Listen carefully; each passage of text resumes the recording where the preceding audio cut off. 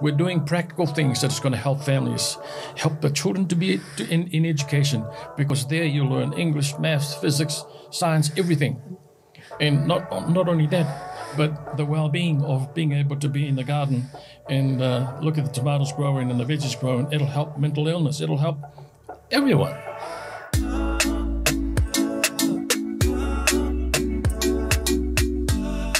This podcast is proudly supported by the Ōtara Network Action Committee, ōNAC Community-Owned, community-driven, and community-led. Welcome to the Otara podcast. We're here with an amazing individual.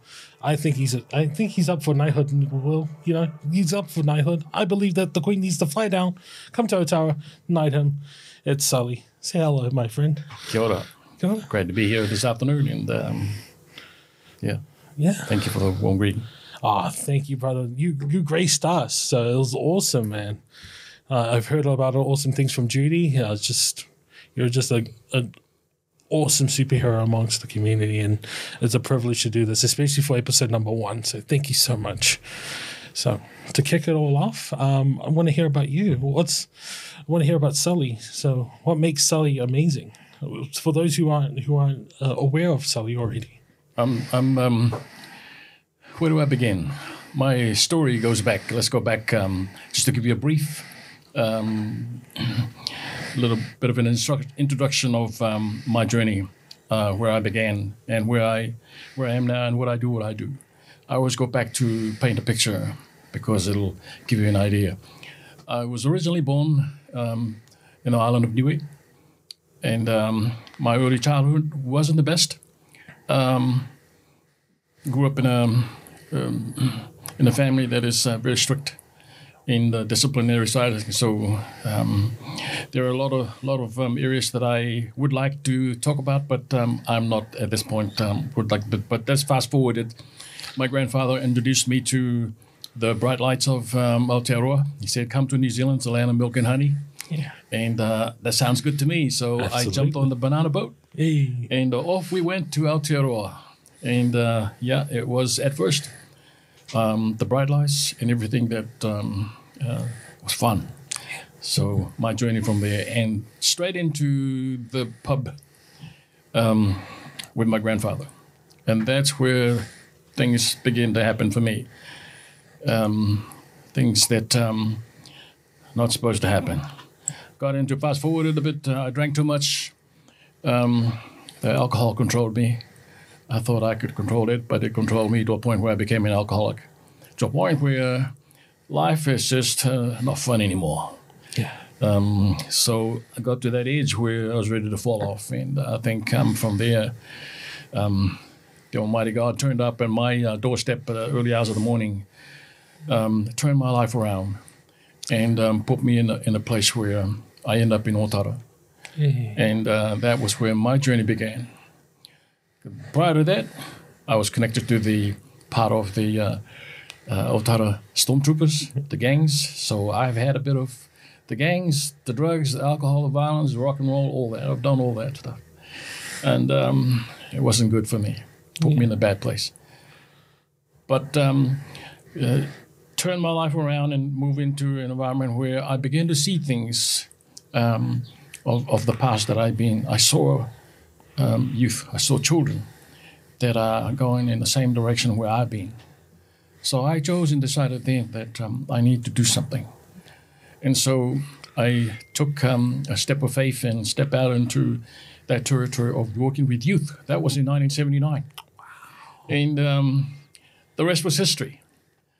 And so from 1979 to today, I still do what I do, that is connect and hang out with youth, just being there. My role is just a friend and giving them some direction or where not to go and how they can achieve their goals. And so along the way, I've learned through the streets of hard knocks, I've learned so much, and I'm able to pass on my knowledge to those that I work with.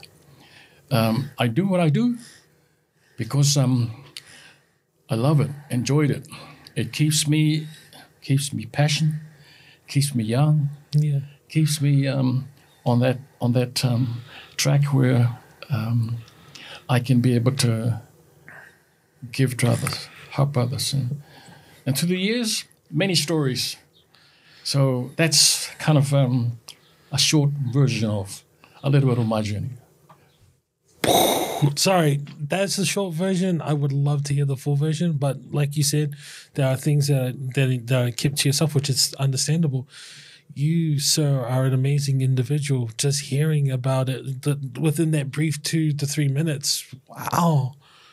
You never know a certain person until you hear about it or you walk in their shoes, and that's an important thing when you're teaching the young, is that you understand what kind of paths that they're walking through. So going into the next part of things is that what is your vision that you want to see for the young ones of Ōtara, those who are stepping into bigger shoes when they come into your awesome light, as seen.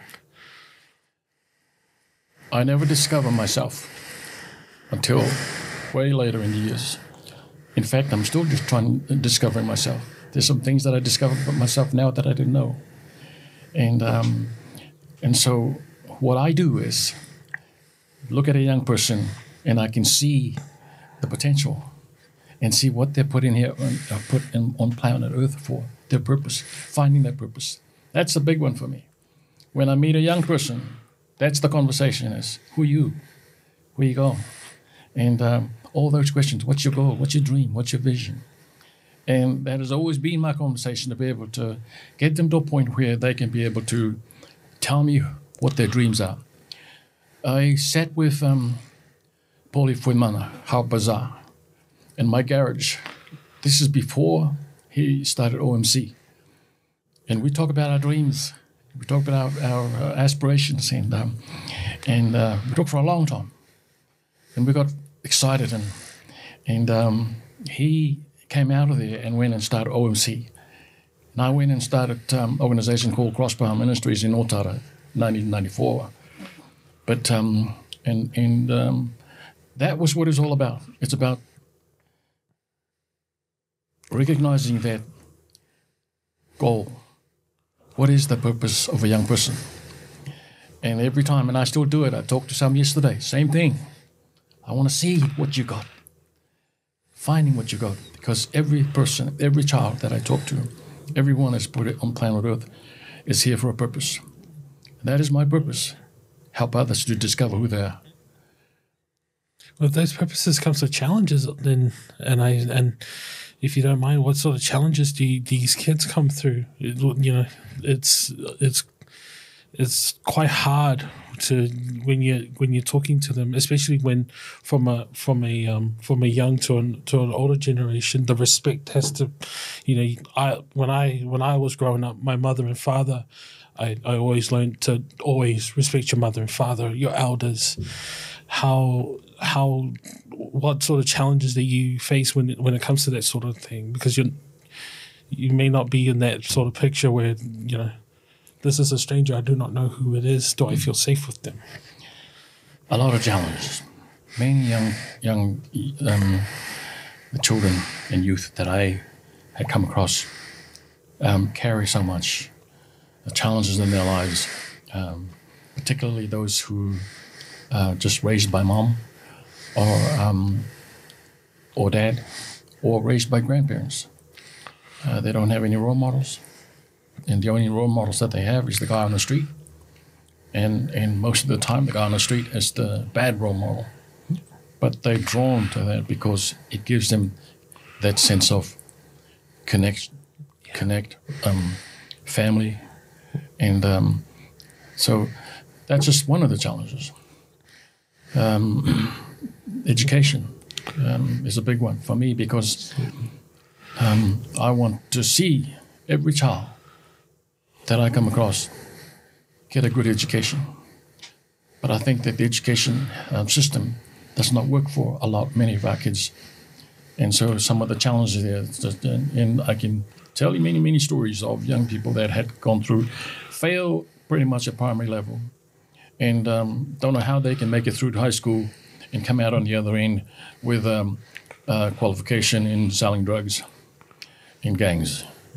So there's so many challenges that young people faces today, and part of what I do is to be there, a father, a brother, a policeman, disciplinary, I mean everything, and to help to carry for them to make it through from intermediate to primary.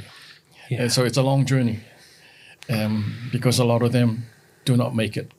Many that I've seen ended up in great kids with potential, youth who has so much talent and yet fail, which is because sometimes the support system is not there. Many that are very talented and couldn't make it. I've had many young people that come and thank me for helping them through, and now they're doing really well, and many that tell their stories of where their journey is. And so, but there's still a lot more of our youth that are facing those challenges. So, yeah. Absolutely. With most challenges, there's always a way or a method for it to get them through those challenges. And I see you every day talking to these kids how to go through those challenges and go through success. As a person from the outside who's wanting to do your line of work, who wants to put their heart into actually helping the kids out there, what would be your advice to see success in these kids, and how would you help them out? Because I let's just say I came out and I feel the call to help those who are in need, especially those who are young. How would I go into that and sort of thing and help out? That's a huge question. I find sometimes I see, because there's so much to be done, but there's not enough resources and not enough people. Yeah, we need more people on frontline who connecting and joining with our children and family, more so now. Absolutely. Yeah, let me go back a bit and what I would like to do. What I would like to do is that work more with the families, connect more with the families. Yeah. And I'm at their doorstep all the time and connect more, because a lot of them, the families had failed in themselves. And how can you encourage your children to go out there and get good education when you fail your education yourself, and you don't so having to work with the family to give them that, help them with that support system, and that's a huge task, I found, and especially with families who are so dysfunctional. It's very difficult to get them to come to that point where they can be able to do something constructive. Yeah. And bringing the whole family together to work together. And that's where my role is, to help them, to give them some direction on how to move forward, and help with those areas. Yeah, I don't know if I've answered your question on that one. Oh no, you've answered it. I'm doing a project that will help that, to bring families together, and that is my garden project that will help families to bring them all together to look at how we can move from here forward for everyone, mom, dad, or grandparents, and the children.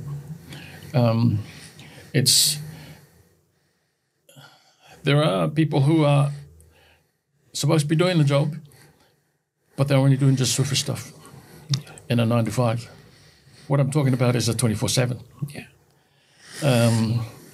You're there, you're connecting, and you're journeying with them when they face difficulties. You're there. That's what I'm talking about. Yeah. And I think that being able to connect with families when they go through, more so now during the lockdown. Yep. I have been to families and sensed the urgency of families connecting, because there's somehow some dysfunction, a lot of pressure, a lot of tension, a lot of anxiety, a lot of everything. Yeah. So my role is to be there and do what I can, as much as I can. Knowing that someone is there for them gives them that sense of, what's the word? That someone cares. Comfort, right? Yeah. Yeah. Yeah, simple things. So that's what I like to see more. I don't like to see, what I don't want to see is the bureaucracy system that 9 to 5. It doesn't stop there, right? No, No. it doesn't. This is 24/7. Absolutely. Yeah, and so yes, it's a long term, 24/7. Absolutely. So- It's, to answer your question, yes, it did answer it. It answered the question amazingly. Because if a person like myself had to come up to you and had to do the same amount of work that you have done and you have paved, is that it's not just, like you said, a 9 to 5 thing. You don't turn your clock off like that. It's not like a magic button. That's it. I end the day for it. That's constantly on. I'm already thinking about the next door neighbor, 3 lines down, who's struggling, who's like, my child is hungry, or they're not getting the education they need. I feel like I'm inadequate. You come as a blessing. You knock on that door, and that person opens that door and goes, hey, I hear that you're struggling. Let's work together to take that burden off your shoulders. Right. And it's brilliant. It's beautiful. Well, I have put myself in that position. I come from that, so I understand. I know what it's like to be in that situation. When there's tension in the family, the kids comes to my place. I say, why are you here? They tell me their story. So what can I do? There's not much can I do, but just to journey with the kids especially, and do as much as I can to ease that. Again, it's just sitting there and listening to their stories, because they got a lot of stories to tell, good and bad. Yeah. So, yeah. You always share the good and bads with anyone, no matter what, right? Well, we talk a lot, and have a lot of discussion about stuff, and talk about deep stuff as well. Yeah. We have an environment where kids feel comfortable to talk about everything and anything. And it's amazing when pizza or fish and chips or comes into the scene, they will talk more. So we have that relationship with children that they feel comfortable. And tell me, now if I want to know who's selling drugs, who's doing the graffiti, whose graffiti is this, or anything that happens in the hood, and I want to know some information, I don't need to ask for it. They already know.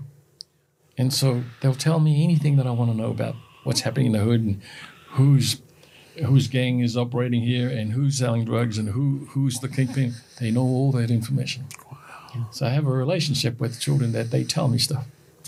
And stuff that no young children should be exposed to. So, yeah. That's some deep stuff, man. Yeah, a lot of stuff. To grow up in that kind of environment today, many kids are marked for life, pretty much. They're abused, all kinds of abuse. And many times the abuse that I know, that it's way deeper and worse. So that's the relationship I have with my neighborhood. I know my neighborhood. I know where the kids are at. I know where the families are at. I made it a point to be, because I live there. Yeah. It's my place. It's my home. So, You want to know what's out there in your neighborhood, right? yeah. Yeah. It's not that I want to be nosy. This is my heaven. This is my piece of paradise, and I want to do something to keep it. Yeah. Awesome. So we've talked about the past and we've talked about the present. What is it that you want to envision for Ōtara? What is your bigger vision for Ōtara in the future? Let's jump ahead light years to 3000. What do you want to see? What's the picture that you have? I would like us to take our responsibility of our community, leaders of our community, and making decisions based on the fact that we live here and we know what our community needs. And because in the past, we made some suggestions, but nobody listened. We know exactly what Ōtara needs, but the politicians and local government and leaders are not listening. They only do things that feels good for them, to tick their boxes, but not to do things that is good for us. And that's the first thing I want, is that I want the politicians to hear from us that we want to take responsibility of our community. Because we live here, and we know what needed to be done. But that we need their support. We need their resources. We know what need to do.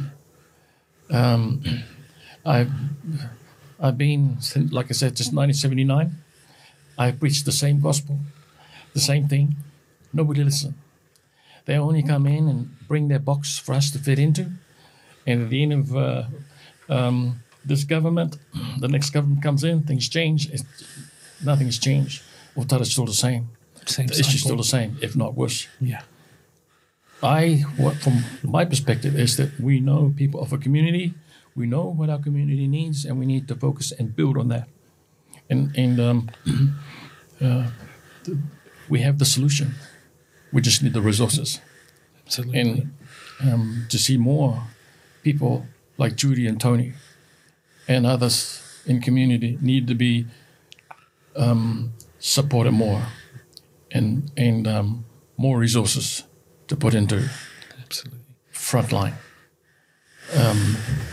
and build an education system based on what we have learned and what we've known from our community, the way we see it. Yeah. I'd like to educate our kids, not sending them to school. I'd like to build our education system from Ōtara, from our perspective. Because a lot of the times, yes, I know they go to school, but a lot of the that I know, and the kids themselves have told me, on the things that we have done where we are with what we have, the kids said to me, why don't you start a school? We'll come to your school. Many, many times, not once, but many of them. And because what I do is very strong educational based. Everything that I do, in fact, is strong in education. Yeah. I taught my children at home, 3 of them.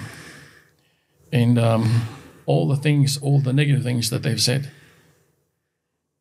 was all a lot of talk. My kids turned out quite well. In fact, they were way ahead of their peers.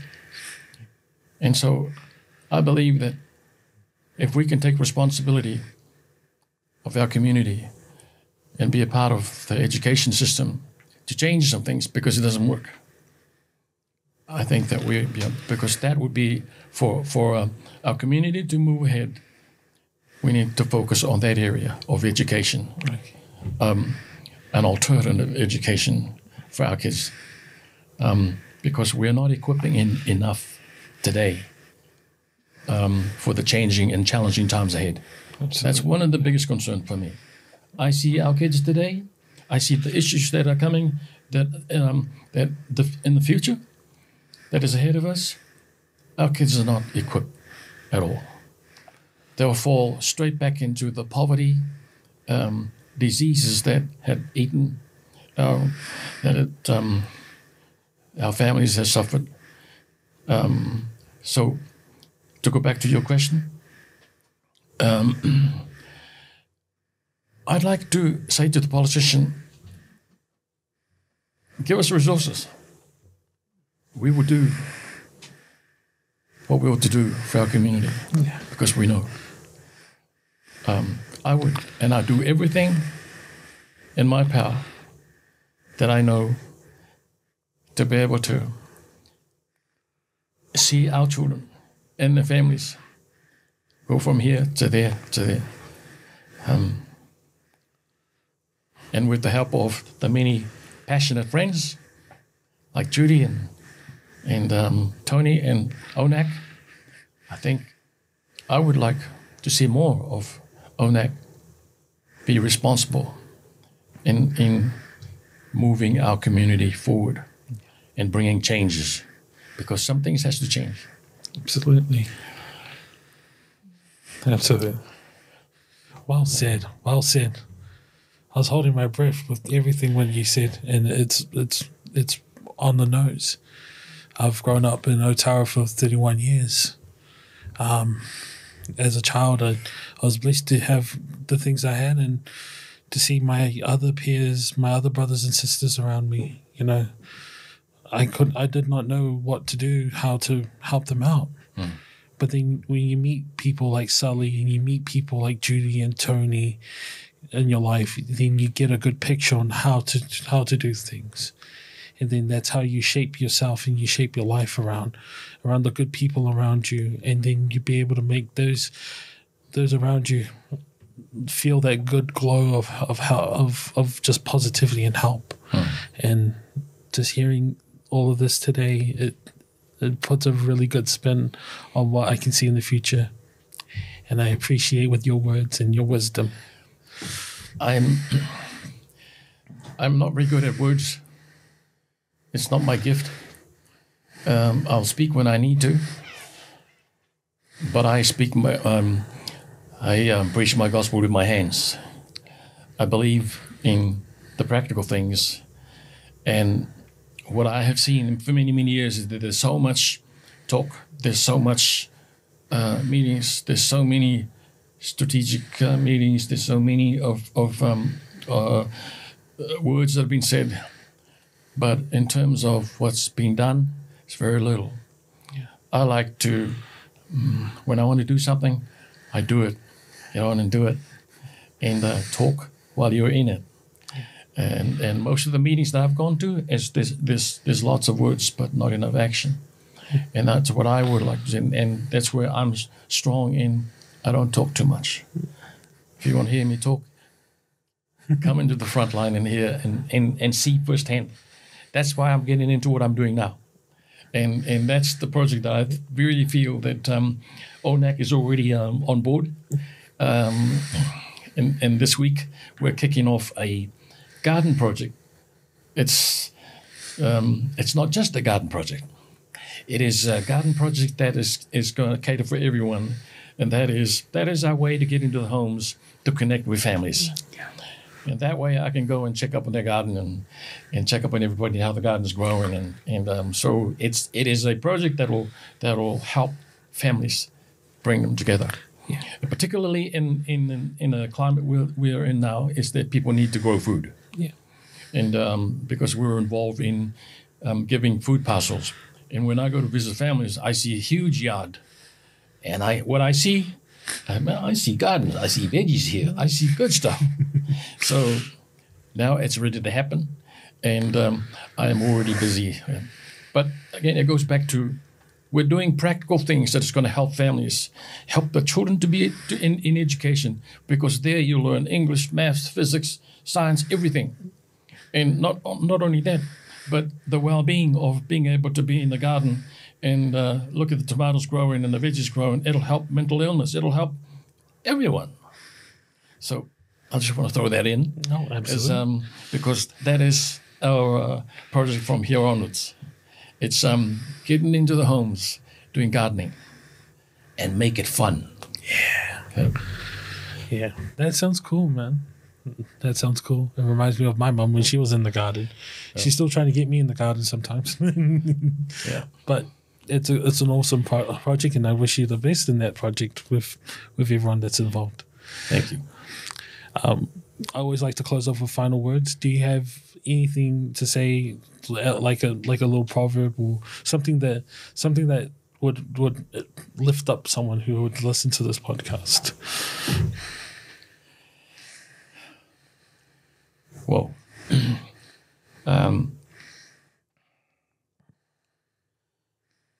sometimes we're looking out there for help when help is already in you, and looking within us and within our community. We've always been looking out, but I believe that we're there. What you're looking for is already there. Don't look out there. Look within. We're there. And we're there for you. Awesome. Thank you so much, Sully. Thank you so much. That is us, Ōtara Podcast. Hit us up in many links if you see it around us, and hope to see you on the next episode.